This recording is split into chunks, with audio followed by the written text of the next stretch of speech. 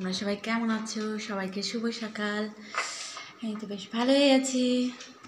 অনেকদিন ভিডিও করি নাই, শর্ট ভিডিও করতে করতে নেট থাকে না, নেটওয়ার্ক থাকে না, আর নেটেরও বেশ প্রবলেম হচ্ছে। এই দেখো খাওয়া দাওয়া করতে চলে এসেছি আজকে, আর ভাত খাবো না, আজকে হচ্ছে রুটি খাবো। এখানে কী কী আছে বলো তো?